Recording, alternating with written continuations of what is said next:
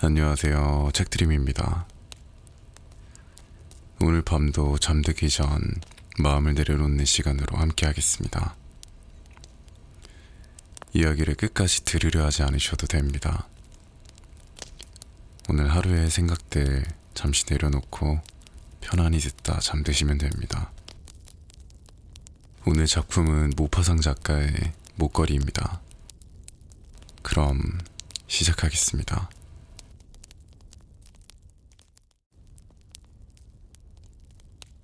그녀는 가끔 운명의 장난처럼 하급 관리의 집안에 태어나는 예쁘고 매력적인 젊은 여자들의 가운데 하나였다.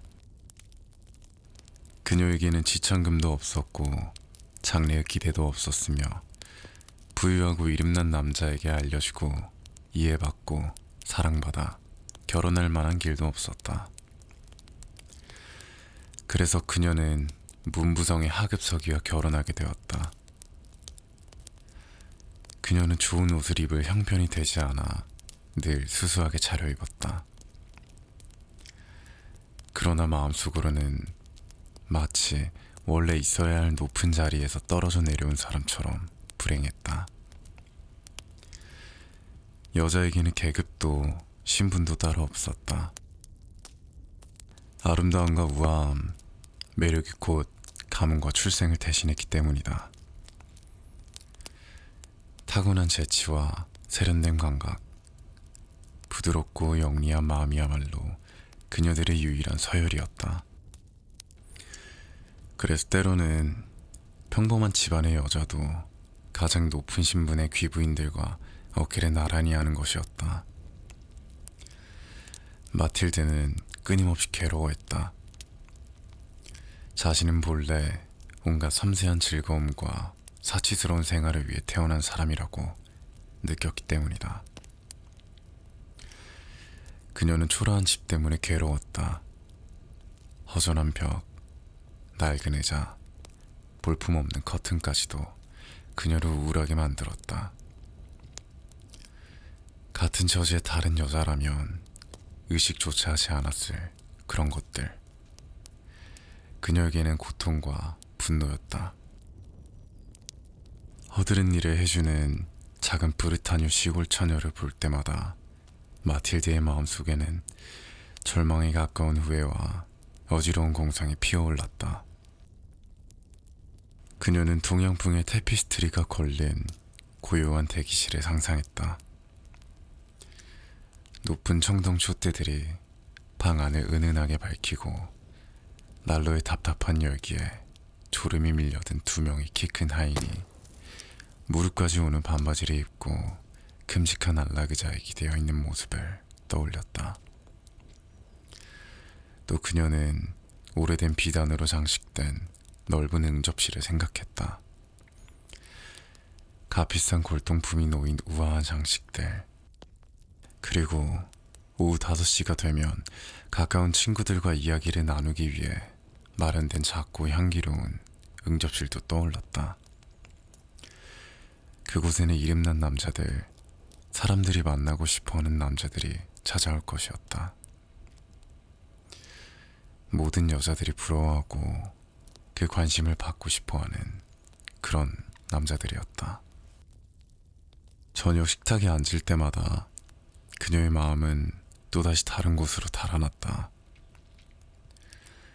사흘째 쓰고 있는 식탁보가 둥근 식탁 위에 깔려 있었다. 그는 수프 그릇의 뚜껑을 열며 아주 만족스러운 얼굴로 말했다. 아, 좋은 스프야. 이보다 더 좋은 건 모르겠는데. 그러나 마틸드는 그 순간 우아한 만찬을 떠올리고 있었다. 반짝이는 은식기들, 오래된 인물과 신비로운 숲속을 나는 낯선 새들이 수놓인 벽걸이 장식들, 아름다운 접시에 담겨 나오는 맛있는 요리들,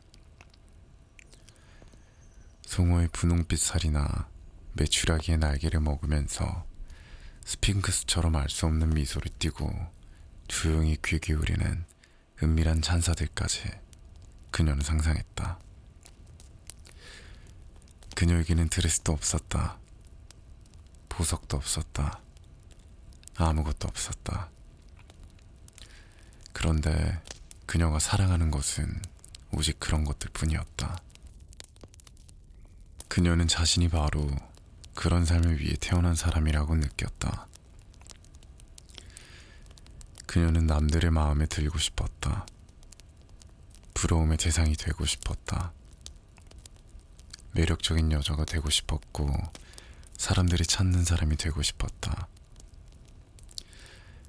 그녀에게는 친구가 하나 있었다. 수도원 학교 시절의 동창이었다. 그 친구는 부유했다. 마틸드는 이제 그 친구를 만나러 가는 일을 좋아하지 않았다. 그 집에 다녀오고 나면 집으로 돌아오는 길에 너무나 비참한 기분이 들었기 때문이다. 그러던 어느 날 저녁, 남편이 의기양양한 얼굴로 집에 돌아왔다. 그의 손에는 커다란 봉투 하나가 들려 있었다. 그가 말했다. 자, 당신을 위한 거야. 마틸드는 재빨리 봉투를 뜯었다. 그리고 그 안에서 인쇄된 초대장 한 장을 꺼냈다. 거기에는 이렇게 적혀 있었다. 문부성 장관 주르즈랑 포노 부부는 1월 18일 월요일 저녁 문부성 관저에서 열리는 연회에 루아젤 부부를 초대하게 되어 영광으로 생각합니다. 남편의 기대와는 달리 마틸드는 조금도 기뻐하지 않았다. 그녀는 초대장을 신경질적으로 식탁 위에 던지며 중얼거렸다. 이걸 나더러 어쩌라는 거예요? 남편이 말했다. 아니 여보, 당신이 기뻐할 줄 알았지? 당신은 밖에 나가는 일도 거의 없잖아. 게다가 이건 정말 좋은 기회야. 이 초대장을 얻느라고 얼마나 애를 썼는지 몰라. 모두가 가고 싶어하는 자리야. 아주 특별한 사람들만 초대받는 곳이고 서기들에게는 초대장도 많이 주지 않아. 관청이 중요한 사람들은 전부 올 거야. 마틸드는 짜증 섞인 눈빛으로 남편을 바라보더니 참을 수 없다는 듯 말했다. 그럼 나는 뭘 입고 가라는 거예요? 남편은 그 문제까지는 생각하지 못했다. 그가 더듬거리며 말했다. 왜 극장에 갈 때 입던 그 옷 있잖아. 내 눈에는 아주 괜찮아 보이던데. 그러나 그는 말을 멈추었다. 아내가 울고 있었기 때문이다. 두 줄기의 굵은 눈물이 그녀의 눈가에서 천천히 흘러내려 입가로 떨어지고 있었다. 남편이 당황해 물었다. 왜 그래? 무슨 일이야? 마틸드는 힘겹게 슬픔으로 억눌렀다. 젖은 뺨을 닦으며 차분한 목소리로 대답했다. 아무것도 아니에요. 다만 나는 입고 갈 드레스가 없어요. 이 무도회에는 갈 수 없어요. 그 초대장은 당신 동료 중에서 나보다 제대로 갖춰 입을 수 있는 아내를 둔 사람에게 주세요. 남편은 난처해졌다. 그가 다시 말했다. 자, 마틸드, 한번 생각해보자. 다른 자리에서도 입을 수 있는 괜찮은 드레스라면 얼마나 들겠어? 아주 단순한 것으로 말이야. 마틸드는 몇 초 동안 생각에 잠겼다. 속으로 계산을 해보면서 동시에 얼마를 말해야 남편이 곧바로 거절하거나 검소한 서기답게 깜짝 놀라 소리치지 않을지도 생각했다. 마침내 그녀가 머뭇거리며 대답했다. 정확히는 모르겠지만 400프랑이면 될 것 같아요. 남편의 얼굴이 조금 창백해졌다. 그 돈은 그가 따로 모아두고 있던 바로 그 액수였기 때문이다. 그는 그 돈으로 총을 하나 사려고 했다. 그리고 그 다음 여름, 일요일마다 낭테르 병원으로 종달새 사냥을 나가는 친구들과 함께 작은 즐거움을 누릴 생각이었다. 그러나 그는 말했다. 좋아, 400프랑을 줄게. 대신 예쁜 드레스를 맞추도록 해. 무도의 날이 가까워졌다. 그런데 루아젤 부인은 어쩐지 슬프고 불안하고 초조해 보였다. 드레스는 이미 준비되어 있었다. 어느 날 저녁, 남편이 그녀에게 물었다. 무슨 일이야? 당신 요 며칠 동안 좀 이상해 보여. 그녀가 대답했다. 장신구가 하나도 없다는 게 마음에 걸려요. 보석도 하나 없고 달고 나갈 장식도 없어요. 아무것도 없다고요. 그러면 나는 아주 가난해 보일 거예요. 차라리 안 가는 편이 나을 것 같아요. 남편이 말했다. 생활을 달고 가면 되잖아. 요즘에는 그게 꽤 멋스럽게 보여. 10프랑이면 훌륭한 장미 2대송이는 살 수 있을 거야. 그러나 마틸드는 설득되지 않았다. 싫어요. 부유한 여자들 사이에서 가난해 보이는 것만큼 수치스러운 일은 없어요. 남편이 외쳤다. 당신도 참 답답하군. 당신 친구 포레스티의 부인을 찾아가 봐. 그리고 보석을 좀 빌려달라고 해. 당신과 그 정도는 부탁할 수 있는 사이잖아. 마틸드는 기쁨의 잔소리를 질렀다. 맞아요. 왜 그 생각을 못했을까? 다음날 그녀는 친구를 찾아가 자신의 난처한 처지를 털어놓았다. 포레스티의 부인은 거울이 달린 옷장으로 걸어가더니 커다란 보석 상자를 꺼내 돌아왔다. 그리고 상자를 열며 루아젤 부인에게 말했다. 골라봐 얘. 마틸드는 먼저 팔찌 몇 개를 보았다. 그 다음에는 진주 목걸이가 보였고 이어서 훌륭한 세공이 돋보이는 베네치아식 금 십자가가 보였다. 그 십자가에는 값비싼 보석들이 박혀 있었다. 그녀는 거울 앞에서 장신구들을 하나씩 걸쳐보았다. 망설이고 또 망설였다. 마음에 들면서도 그것들을 다시 빼서 돌려주기가 아쉬웠다. 그녀는 계속 물었다. 이게 다야? 더 없어? 프레스티의 부인이 말했다. 왜 없어? 더 찾아봐. 너가 뭘 좋아하는지 나도 모르겠는걸? 그때였다. 마틸드는 검은색 틴 상자 속에 눈부시게 아름다운 다이아몬드 목걸이 하나를 발견했다. 그 순간 그녀의 가슴은 걷잡을 수 없는 욕망으로 세차게 뛰기 시작했다. 목걸이를 집어드는 그녀의 손이 떨렸다. 그녀는 목이 올라오는 옷 위로 그 목걸이를 둘렀다. 그리고 거울 속에 비친 자신의 모습을 바라보며 황홀감에 빠져들었다. 마틸드는 망설이며 물었다. 마음속에는 불안한 의심이 가득했다. 이걸 빌려줄 수 있겠니?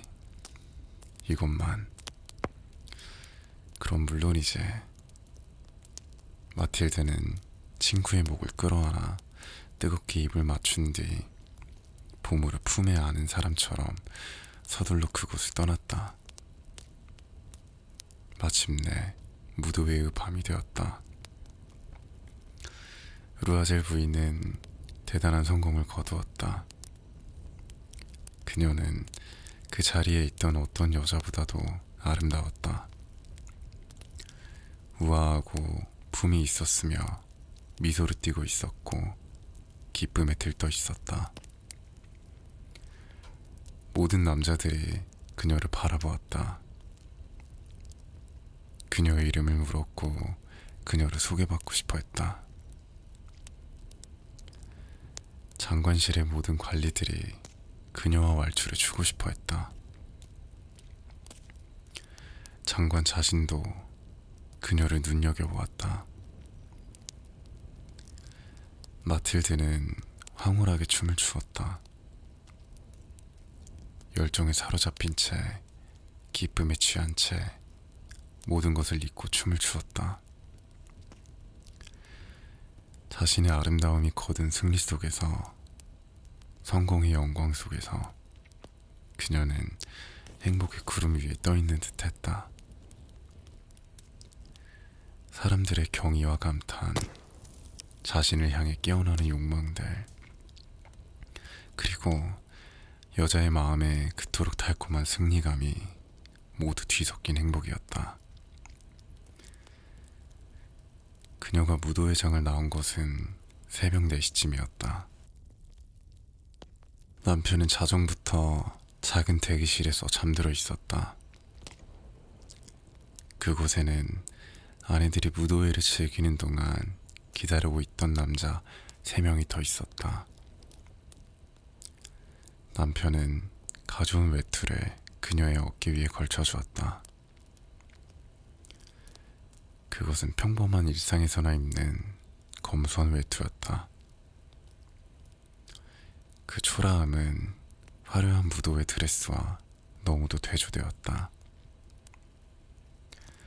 마틸드는 그것을 느꼈다. 그래서 값비싼 모피를 걸치고 나오는 다른 여자들의 눈에 띄지 않도록 얼른 그곳을 빠져나가고 싶었다. 루아젤이 그녀를 붙잡으며 말했다. 잠깐만 기다려. 밖에 나가면 감기 걸려. 내가 마차를 불러올게.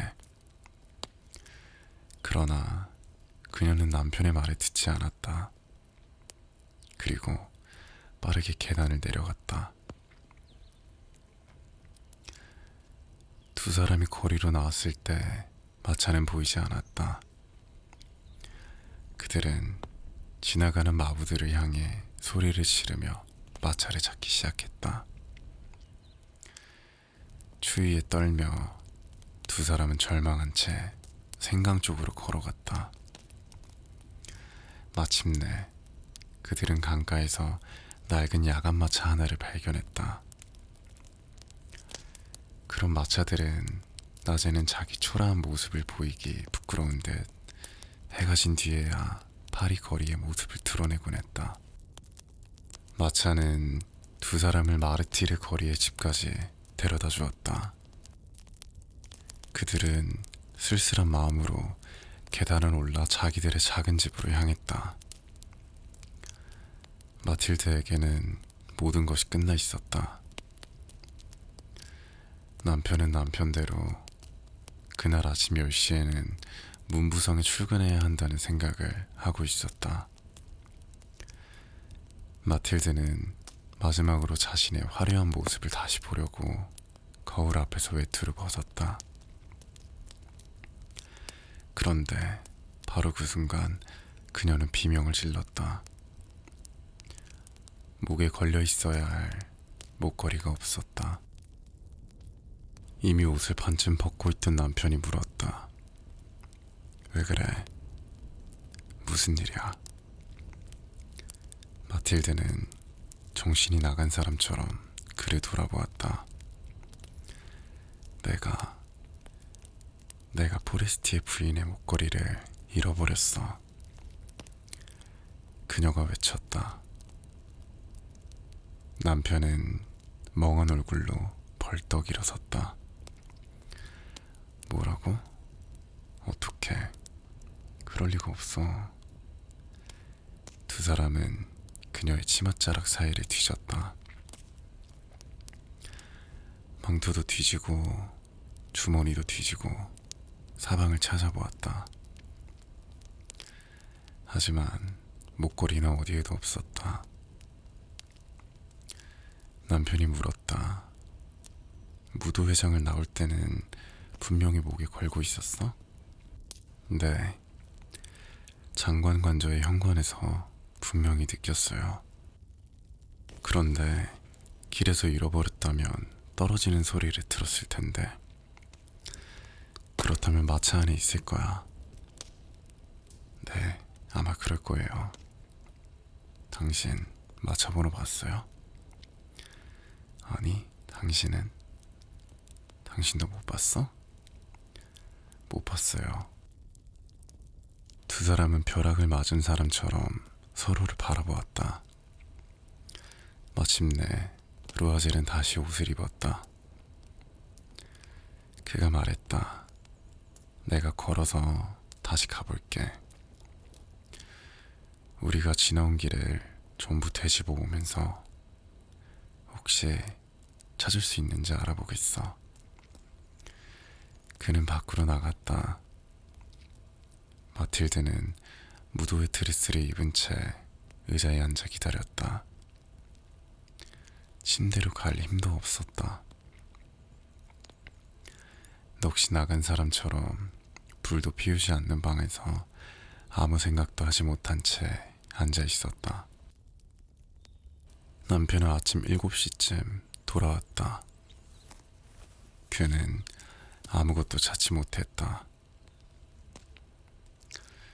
그는 경찰서로 갔다. 살해검을 내걷기 위해 신문사에도 갔다. 마차 회사들도 찾아갔다. 사실상 작은 희망이라도 있어 보이는 곳이라면 어디든 찾아다녔다. 마틸드는 온종일 기다렸다. 끔찍한 재앙 앞에서 미칠 듯한 두려움에 사로잡힌 채 그대로 있었다. 루아젤은 밤이 되어서야 돌아왔다. 그의 얼굴은 퀭했고 창백했다. 그는 아무것도 알아내지 못했다. 그가 말했다. 당신 친구에게 편지를 써야겠어. 목걸이의 잠금 장치가 망가져서 수리를 맡겼다고 해. 그러면 우리에게 대책을 찾을 시간이 생길 거야. 마틸드는 남편이 불러주는 대로 편지를 썼다. 일주일이 지나자 두 사람은 모든 희망을 잃었다. 루아제는 마치 5살은 더 늙어버린 사람처럼 말했다. 이제 그 장신구를 어떻게 대신할지 생각해야 해. 다음날 두 사람은 목걸이가 들어있던 상자를 들고 그 안에 이름이 적혀있던 보석상을 찾아갔다. 보석상은 장부를 살펴보았다. 부인, 이 목걸이를 판 것은 제가 아닙니다. 저는 아마 상자만 마련해 드렸던 것 같습니다. 그 뒤로 두 사람은 이 보석상에서 저 보석상을 돌아다녔다. 잃어버린 목걸이와 같은 것을 찾기 위해서였다. 기억을 더듬고 또 더듬으며 찾아다니는 동안 두 사람은 근심과 슬픔으로 병이 날 지경이었다. 마침내 팔렐루아얄의 한 보석상에서 그들이 잃어버린 것과 꼭 같아 보이는 다이아몬드 목걸이를 발견했다. 그 목걸이의 값은 4만 프랑이었다. 하지만 3만 6천 프랑에 살 수 있었다. 그래서 두 사람은 보석상에게 사흘 동안만 그 목걸이를 팔지 말아달라 간청했다. 그리고 만약 2월 말이 되기 전에 잃어버린 목걸이를 찾게 된다면 그 목걸이를 3만 4천 프랑에 다시 사드리겠다는 약속도 받아냈다. 르아젤에게는 아버지가 남겨준 돈 18,000프랑이 있었다. 나머지는 빌려야 했다. 그는 정말로 돈을 빌리기 시작했다. 어떤 사람에게서는 1,000프랑을 빌리고 또 다른 사람에게서는 500프랑을 빌렸다. 여기서 5루이를 빌리고 저기서 3루이를 빌렸다. 차용증을 써주고 감당하기 힘든 빚을 떠안았으며 고리대금 업자들과 온갖 돈놀이꾼들을 상대했다. 그는 남은 인생 전부를 저당 잡힌 셈이었다. 갚을 수 있을지조차 모르는 어음을 쓰는 위험까지 감수했다. 앞으로 닥쳐올 고난이 두려웠다. 곧 자신에게 내려앉을 검은 가난이 두려웠다. 몸으로 견뎌야 할 궁핍과 마음으로 견뎌야 할 고통을 생각하자 그는 떨렸다. 그럼에도 그는 새 목걸이를 가지러 갔다. 그리고 보석상 계산대 위에 36,000프랑을 올려놓았다. 르아젤 부인이 목걸이를 돌려주자 포레스티의 부인은 차가운 태도로 말했다. 좀 더 일찍 돌려줬어야지. 나도 필요했을지 모르잖니. 그녀는 상자를 열어보지 않았다. 르아젤 부인이 그토록 두려워하던 일이 일어나지 않은 것이다. 만약 포레스티의 부인이 목걸이가 바뀐 것을 알아차렸다면 무슨 생각을 했을까? 무슨 말을 했을까? 르아젤 부인을 도둑으로 여기지 않았을까? 그 뒤로 르아젤 부인은 가난한 사람들의 비참한 삶을 알게 되었다. 그러나 그녀는 갑자기 영웅이라도 된 듯 자신의 몫을 견뎌냈다. 그 끔찍한 빚은 반드시 갚아야 했다. 그녀는 갚아낼 작정이었다. 두 사람은 하녀를 내보냈다. 살던 집도 옮겼다. 그리고 지붕 바로 아래에 있는 다락방을 빌렸다. 마틸드는 힘든 집안일이 무엇인지 알게 되었다. 부엌일이 얼마나 지긋지긋한지도 알게 되었다. 그녀는 기름때 묻은 냄비와 프라이팬을 한때는 곱고 장맛빛 치던 손가락과 손톱으로 문질러 닦았다. 더러워진 속옷과 셔츠, 행주들을 직접 빨아 줄에 널었다. 매일 아침 더러운 물을 들고 거리로 내려갔고 다시 물을 길러 올라왔다. 층계참마다 멈춰서서 숨을 골라야 했다. 서민 여자처럼 차려입은 그녀는 발에 장바구니를 끼고 과일 가게, 식료품 가게, 정육점을 다녔다. 무례한 말을 견디고 비참할 만큼 적은 돈을 한 푼 한 푼 지켜내야 했다. 매달 갚아야 할 어음이 있었다. 어떤 것은 갚고 어떤 것은 다시 연장하고 또 어떤 것은 시간을 더 벌어야 했다. 남편은 저녁마다 상인의 장부를 정리하는 일을 했다. 그리고 밤늦게는 원고를 베껴 쓰는 일도 했다. 한 페이지에 겨우 5수를 받는 일이었다. 그런 생활이 10년 동안 이어졌다.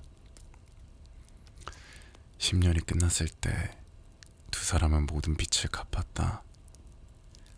고리대금의 이자까지, 불어난 복리의 이자까지 전부 갚아낸 것이다. 이제 르아젤 부인은 늙어 보였다. 그녀는 가난한 집안의 여자가 되어 있었다. 억세고 거칠고 투박한 여자가 되어 있었다. 헝클어진 머리, 삐뚤어진 치마, 거칠게 붉어진 손. 그녀는 큰 소리로 말하며 물을 척척 뿌려가며 마룻바닥을 닦았다. 하지만 가끔 남편이 관청에 나가 있을 때면 그녀는 창가에 앉곤 했다. 그리고 오래전 그 화려했던 밤을 떠올렸다. 자신이 그토록 아름다웠고 그토록 많은 찬사를 받았던 그 무도회의 밤을 생각했다. 만약 그녀가 그 목걸이를 잃어버리지 않았다면 무슨 일이 일어났을까? 누가 알겠는가? 인생이란 얼마나 이상하고도 변덕스러운 것인가? 우리를 완전히 만들기도 하고 무너뜨리기도 하는데 얼마나 작은 일 하나면 충분한가? 그러던 어느 일요일이었다. 마틸드는 한 주 동안의 고된 노동 뒤에 잠시 기분을 돌리려고 상젤리제 거리로 산책을 나갔다. 그때 그녀는 한 아이의 손을 잡고 걸어가는 여자를 문득 보았다. 포레스티의 부인이었다. 그녀는 여전히 젊었고 여전히 아름다웠으며 여전히 매력적이었다. 루아젤 부인의 마음이 흔들렸다. 말을 걸어야 할까? 그래, 당연히 그래야 했다. 이제 빚도 모두 갚았으니 모든 일을 사실대로 말해도 되었다. 왜 그러지 못하겠는가? 그녀는 포레스티의 부인에게 다가갔다. 안녕, 잔. 상대는 깜짝 놀랐다. 이렇게 수수한 서민 여자가 친근하게 말을 걸어오자 그녀는 루아젤 부인을 전혀 알아보지 못했다. 그리고 더듬거리며 말했다. 그런데 부인, 저는 잘 모르겠는데요. 사람을 잘못 보신 것 같아요. 아니야, 나야 마틸드 루아젤. 친구는 소리를 질렀다. 오, 가엾은 마틸드, 너 정말 많이 변했구나. 그래, 너를 마지막으로 본 뒤로 나는 꽤 힘든 삶을 살았어. 아주 가난하게 살았지. 그런데 그게 다 너 때문이었어. 나 때문이라고? 어떻게? 너가 기억하는지 모르겠어. 장관의 무도회에 가려고 너가 내게 빌려주었던 그 다이아몬드 목걸이를 말이야. 그런데 그걸 내가 잃어버렸어. 무슨 말이야? 너는 내게 돌려줬잖아. 나는 그것과 똑같은 다른 목걸이를 사서 돌려줬어.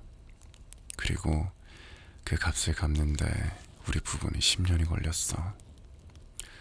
우리처럼 가진 것이 아무것도 없던 사람들에게 그게 얼마나 힘든 일이었는지 너도 알 수 있을 거야. 그래도 이제 다 끝났어. 그래서 나는 정말 기뻐. 포레스티의 부인은 걸음을 멈추었다. 너 말은 내 목걸이를 대신하려고 너가 다이아몬드 목걸이를 샀다는 거야? 그래, 너는 전혀 눈치채지 못했구나. 두 목걸이는 정말 비슷했어. 마틸드는 웃었다. 그 웃음에는 자랑스러움과 순진한 기쁨이 함께 섞여 있었다. 포레스티의 부인이 깊이 흔들린 얼굴로 마틸드의 두 손을 잡았다. 오, 가엾은 마틸드, 내 목걸이는 가짜였어. 아무리 비싸도 500프랑밖에 안 되는 것이었단다.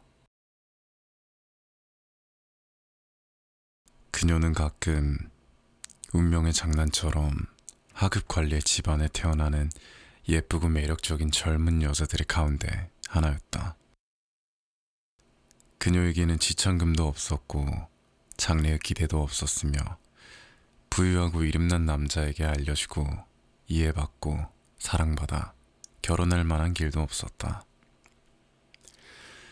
그래서 그녀는 문부성의 하급석이와 결혼하게 되었다.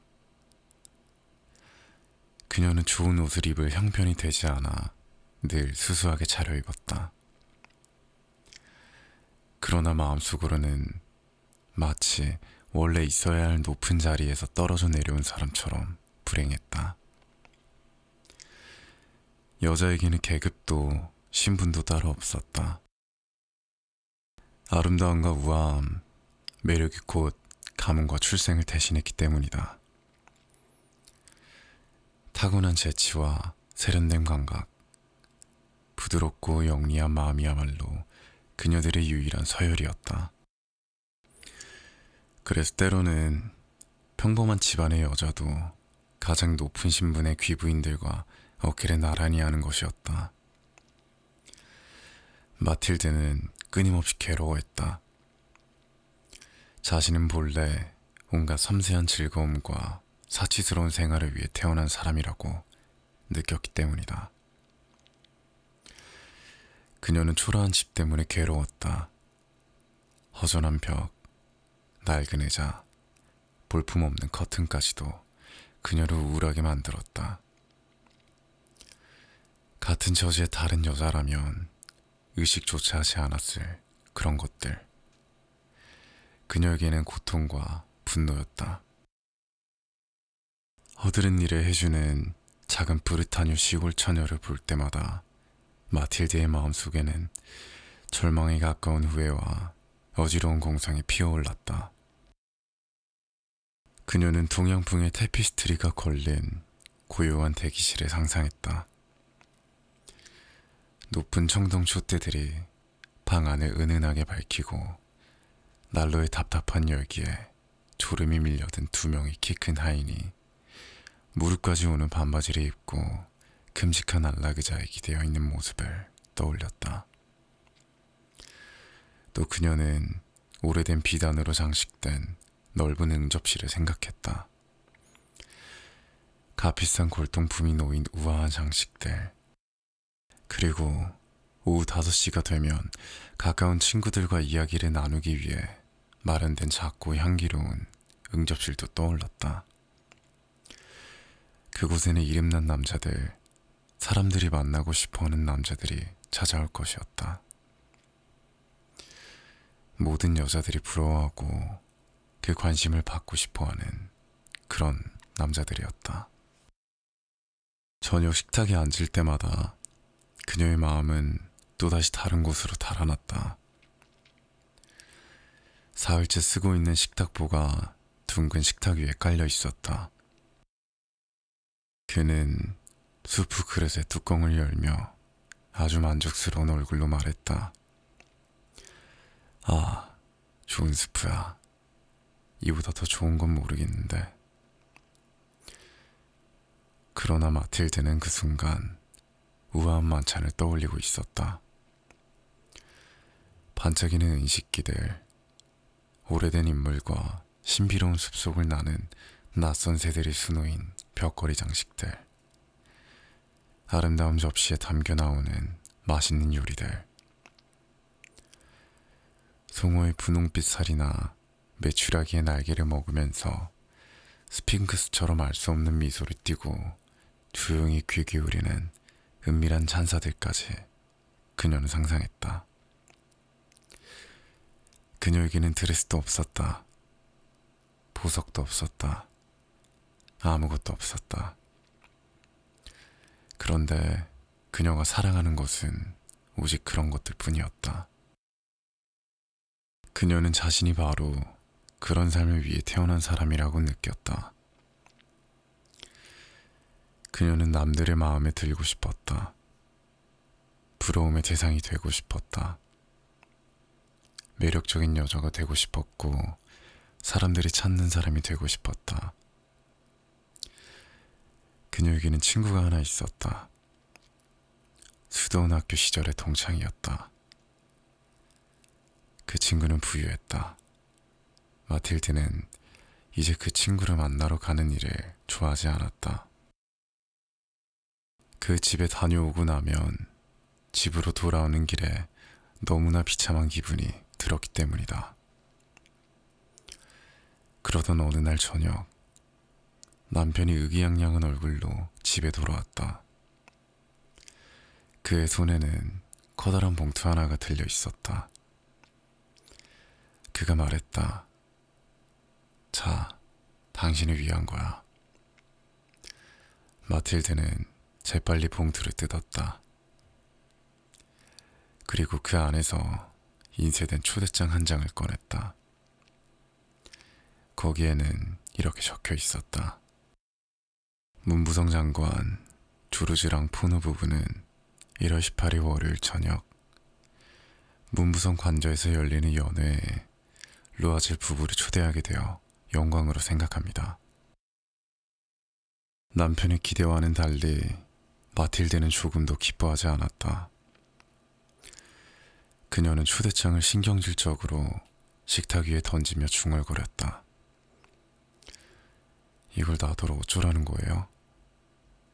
남편이 말했다. 아니 여보, 당신이 기뻐할 줄 알았지? 당신은 밖에 나가는 일도 거의 없잖아. 게다가 이건 정말 좋은 기회야. 이 초대장을 얻느라고 얼마나 애를 썼는지 몰라. 모두가 가고 싶어하는 자리야. 아주 특별한 사람들만 초대받는 곳이고 서기들에게는 초대장도 많이 주지 않아.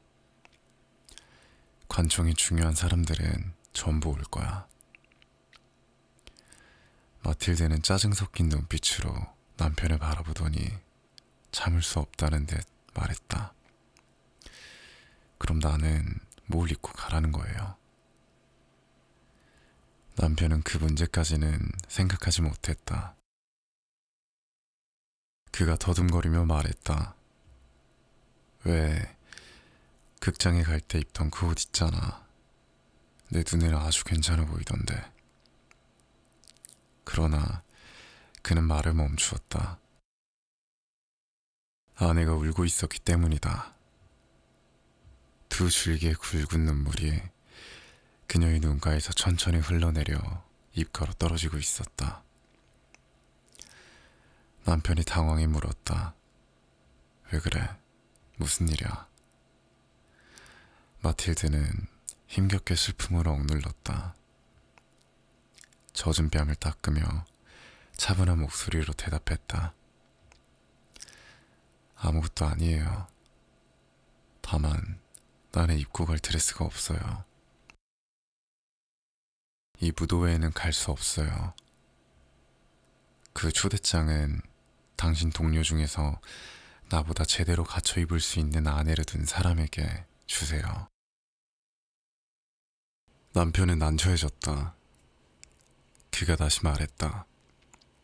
자, 마틸드, 한번 생각해보자. 다른 자리에서도 입을 수 있는 괜찮은 드레스라면 얼마나 들겠어? 아주 단순한 것으로 말이야. 마틸드는 몇 초 동안 생각에 잠겼다.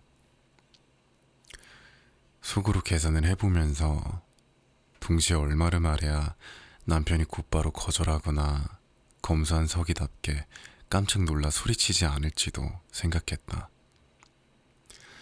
마침내 그녀가 머뭇거리며 대답했다. 정확히는 모르겠지만 400프랑이면 될 것 같아요.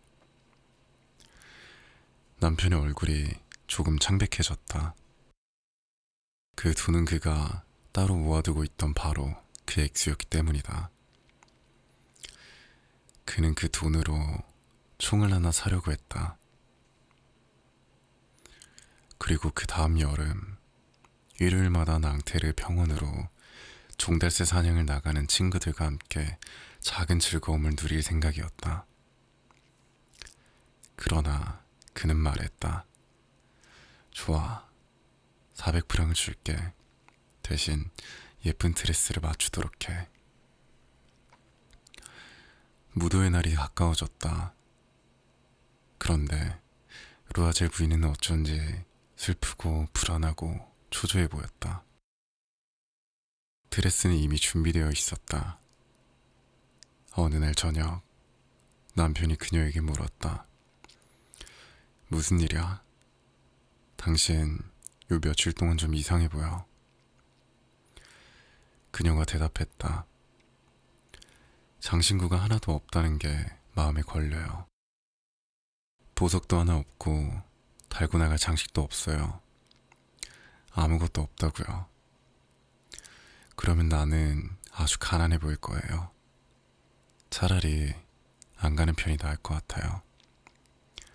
남편이 말했다. 생활을 달고 가면 되잖아. 요즘에는 그게 꽤 멋스럽게 보여. 10프랑이면 훌륭한 장미 두세 송이는 살 수 있을 거야. 그러나 마틸드는 설득되지 않았다. 싫어요. 부유한 여자들 사이에서 가난해 보이는 것만큼 수치스러운 일은 없어요. 남편이 외쳤다. 당신도 참 답답하군. 당신 친구 포레스티의 부인을 찾아가 봐. 그리고 보석을 좀 빌려달라고 해. 당신과 그 정도는 부탁할 수 있는 사이잖아. 마틸드는 기쁨의 잔소리를 질렀다. 맞아요. 왜 그 생각을 못했을까? 다음날 그녀는 친구를 찾아가 자신의 난처한 처지를 털어놓았다. 포레스티의 부인은 거울이 달린 옷장으로 걸어가더니 커다란 보석 상자를 꺼내 돌아왔다. 그리고 상자를 열며 루아젤 부인에게 말했다. 골라봐 얘. 마틸드는 먼저 팔찌 몇 개를 보았다. 그 다음에는 진주 목걸이가 보였고 이어서 훌륭한 세공이 돋보이는 베네치아식 금 십자가가 보였다. 그 십자가에는 값비싼 보석들이 박혀 있었다. 그녀는 거울 앞에서 장신구들을 하나씩 걸쳐보았다. 망설이고 또 망설였다.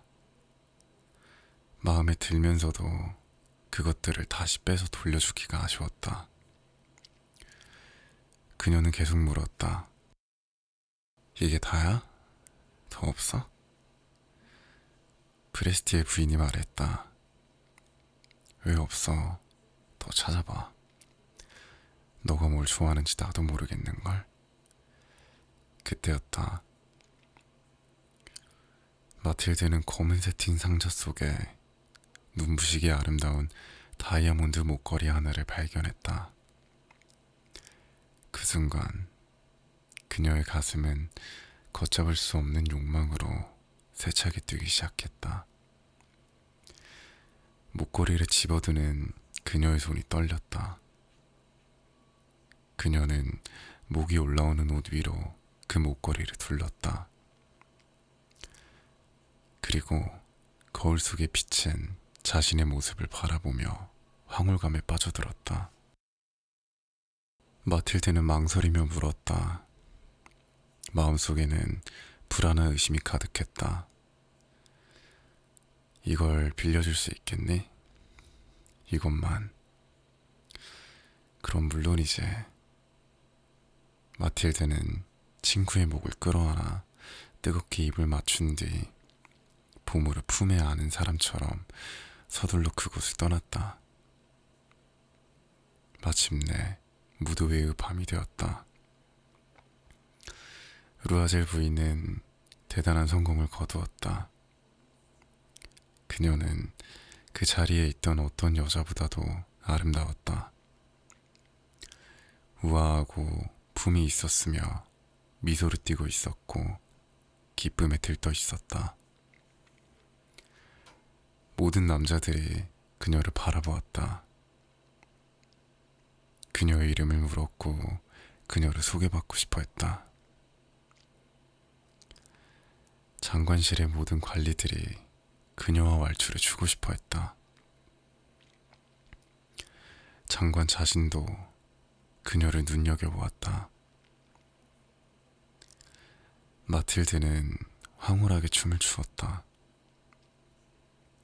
열정에 사로잡힌 채 기쁨에 취한 채 모든 것을 잊고 춤을 추었다. 자신의 아름다움이 거둔 승리 속에서, 성공의 영광 속에서 그녀는 행복의 구름 위에 떠 있는 듯했다.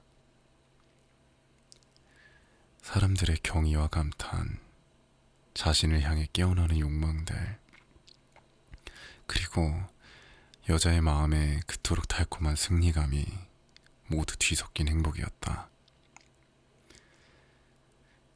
그녀가 무도회장을 나온 것은 새벽 4시쯤이었다. 남편은 자정부터 작은 대기실에서 잠들어 있었다. 그곳에는 아내들이 무도회를 즐기는 동안 기다리고 있던 남자 3명이 더 있었다. 남편은 가져온 외투를 그녀의 어깨 위에 걸쳐주었다. 그것은 평범한 일상에서나 입는 검소한 외투였다. 그 초라함은 화려한 무도회 드레스와 너무도 대조되었다. 마틸드는 그것을 느꼈다. 그래서 값비싼 모피를 걸치고 나오는 다른 여자들의 눈에 띄지 않도록 얼른 그곳을 빠져나가고 싶었다. 루아젤이 그녀를 붙잡으며 말했다. 잠깐만 기다려. 밖에 나가면 감기 걸려. 내가 마차를 불러올게. 그러나 그녀는 남편의 말을 듣지 않았다. 그리고 빠르게 계단을 내려갔다. 두 사람이 거리로 나왔을 때 마차는 보이지 않았다. 그들은 지나가는 마부들을 향해 소리를 지르며 마차를 찾기 시작했다. 추위에 떨며 두 사람은 절망한 채 생강 쪽으로 걸어갔다. 마침내 그들은 강가에서 낡은 야간 마차 하나를 발견했다. 그런 마차들은 낮에는 자기 초라한 모습을 보이기 부끄러운 듯 해가 진 뒤에야 파리 거리의 모습을 드러내곤 했다. 마차는 두 사람을 마르티르 거리의 집까지 데려다 주었다. 그들은 쓸쓸한 마음으로 계단을 올라 자기들의 작은 집으로 향했다. 마틸드에게는 모든 것이 끝나 있었다. 남편은 남편대로 그날 아침 10시에는 문부성에 출근해야 한다는 생각을 하고 있었다. 마틸드는 마지막으로 자신의 화려한 모습을 다시 보려고 거울 앞에서 외투를 벗었다. 그런데 바로 그 순간 그녀는 비명을 질렀다. 목에 걸려 있어야 할 목걸이가 없었다. 이미 옷을 반쯤 벗고 있던 남편이 물었다. 왜 그래? 무슨 일이야? 마틸드는 정신이 나간 사람처럼 그를 돌아보았다. 내가 포레스티의 부인의 목걸이를 잃어버렸어. 그녀가 외쳤다. 남편은 멍한 얼굴로 벌떡 일어섰다. 뭐라고? 어떻게? 그럴 리가 없어. 두 사람은 그녀의 치맛자락 사이를 뒤졌다. 망토도 뒤지고 주머니도 뒤지고 사방을 찾아보았다. 하지만 목걸이는 어디에도 없었다. 남편이 물었다. 무도회장을 나올 때는 분명히 목에 걸고 있었어? 네. 장관 관저의 현관에서 분명히 느꼈어요. 그런데 길에서 잃어버렸다면 떨어지는 소리를 들었을 텐데. 그렇다면 마차 안에 있을 거야. 네, 아마 그럴 거예요. 당신 마차 번호 봤어요? 아니, 당신도 못 봤어? 못 봤어요. 두 두 사람은 벼락을 맞은 사람처럼 서로를 바라보았다. 마침내 루아젤은 다시 옷을 입었다. 그가 말했다. 내가 걸어서 다시 가볼게. 우리가 지나온 길을 전부 되짚어 보면서 혹시 찾을 수 있는지 알아보겠어. 그는 밖으로 나갔다. 마틸드는 무도회 드레스를 입은 채 의자에 앉아 기다렸다. 침대로 갈 힘도 없었다. 넋이 나간 사람처럼 불도 피우지 않는 방에서 아무 생각도 하지 못한 채 앉아 있었다. 남편은 아침 7시쯤 돌아왔다. 그는 아무것도 찾지 못했다. 그는 경찰서로 갔다. 살해검을 내걷기 위해 신문사에도 갔다. 마차 회사들도 찾아갔다. 사실상 작은 희망이라도 있어 보이는 곳이라면 어디든 찾아다녔다. 마틸드는 온종일 기다렸다. 끔찍한 재앙 앞에서 미칠 듯한 두려움에 사로잡힌 채 그대로 있었다. 루아젤은 밤이 되어서야 돌아왔다. 그의 얼굴은 퀭했고 창백했다. 그는 아무것도 알아내지 못했다. 그가 말했다. 당신 친구에게 편지를 써야겠어. 목걸이의 잠금 장치가 망가져서 수리를 맡겼다고 해. 그러면 우리에게 대책을 찾을 시간이 생길 거야. 마틸드는 남편이 불러주는 대로 편지를 썼다. 일주일이 지나자 두 사람은 모든 희망을 잃었다. 루아제는 마치 5살은 더 늙어버린 사람처럼 말했다. 이제 그 장신구를 어떻게 대신할지 생각해야 해. 다음날 두 사람은 목걸이가 들어있던 상자를 들고 그 안에 이름이 적혀있던 보석상을 찾아갔다. 보석상은 장부를 살펴보았다. 부인, 이 목걸이를 판 것은 제가 아닙니다. 저는 아마 상자만 마련해 드렸던 것 같습니다. 그 뒤로 두 사람은 이 보석상에서 저 보석상을 돌아다녔다. 잃어버린 목걸이와 같은 것을 찾기 위해서였다. 기억을 더듬고 또 더듬으며 찾아다니는 동안 두 사람은 근심과 슬픔으로 병이 날 지경이었다. 마침내 팔렐루아얄의 한 보석상에서 그들이 잃어버린 것과 꼭 같아 보이는 다이아몬드 목걸이를 발견했다. 그 목걸이의 값은 4만 프랑이었다. 하지만 36,000프랑에 살 수 있었다. 그래서 두 사람은 보석상에게 사흘 동안만 그 목걸이를 팔지 말아달라 간청했다. 그리고 만약 2월 말이 되기 전에 잃어버린 목걸이를 찾게 된다면 그 목걸이를 34,000프랑에 다시 사드리겠다는 약속도 받아냈다. 루아젤에게는 아버지가 남겨준 돈 18,000프랑이 있었다. 나머지는 빌려야 했다. 그는 정말로 돈을 빌리기 시작했다.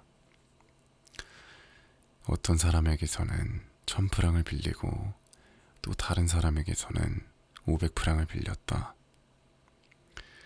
여기서 5루이를 빌리고 저기서 3루이를 빌렸다. 차용증을 써주고 감당하기 힘든 빚을 떠안았으며 고리대금 업자들과 온갖 돈놀이꾼들을 상대했다. 그는 남은 인생 전부를 저당 잡힌 셈이었다. 갚을 수 있을지조차 모르는 어음을 쓰는 위험까지 감수했다. 앞으로 닥쳐올 고난이 두려웠다. 곧 자신에게 내려앉을 검은 가난이 두려웠다. 몸으로 견뎌야 할 궁핍과 마음으로 견뎌야 할 고통을 생각하자 그는 떨렸다. 그럼에도 그는 새 목걸이를 가지러 갔다. 그리고 보석상 계산대 위에 36,000프랑을 올려놓았다. 루아젤 부인이 목걸이를 돌려주자 포레스티의 부인은 차가운 태도로 말했다. 좀 더 일찍 돌려줬어야지. 나도 필요했을지 모르잖니. 그녀는 상자를 열어보지 않았다. 루아젤 부인이 그토록 두려워하던 일이 일어나지 않은 것이다. 만약 포레스티의 부인이 목걸이가 바뀐 것을 알아차렸다면 무슨 생각을 했을까? 무슨 말을 했을까? 루아젤 부인을 도둑으로 여기지 않았을까? 그 뒤로 루아젤 부인은 가난한 사람들의 비참한 삶을 알게 되었다. 그러나 그녀는 갑자기 영웅이라도 된 듯 자신의 몫을 견뎌냈다. 그 끔찍한 빚은 반드시 갚아야 했다. 그녀는 갚아낼 작정이었다.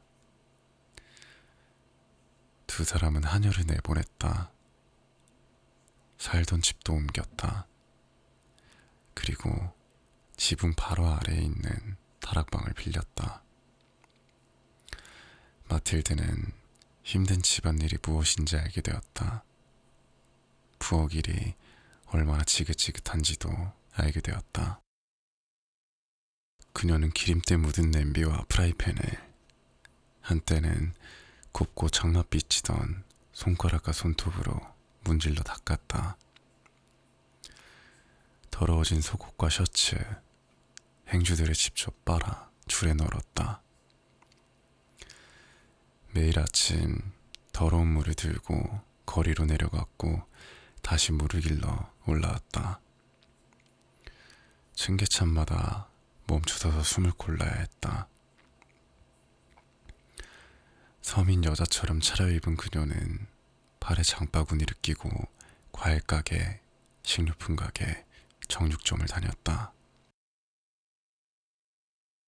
물의 한마를 견디고 비참할 만큼 적은 돈을 한 푼 한 푼 지켜내야 했다. 매달 갚아야 할 어음이 있었다.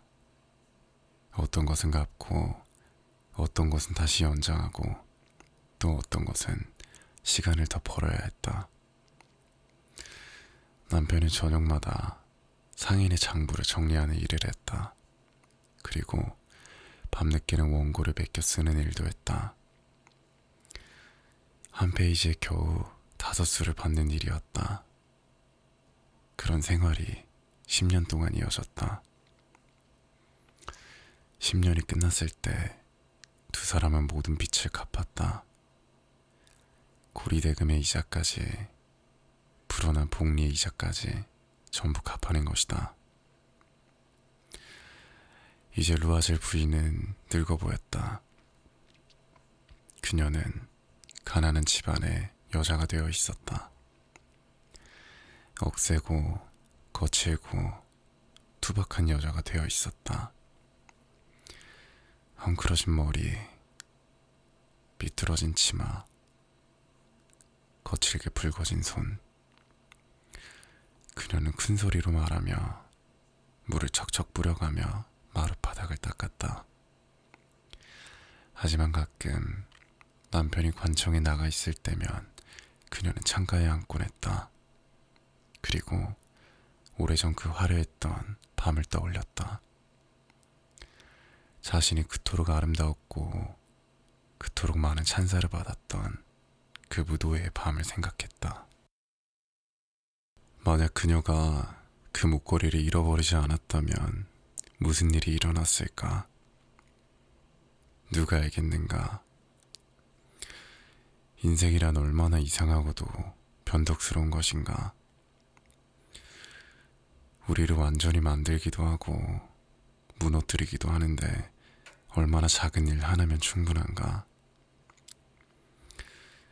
그러던 어느 일요일이었다. 마틸드는 한 주 동안의 고된 노동 뒤에 잠시 기분을 돌리려고 상젤리제 거리로 산책을 나갔다.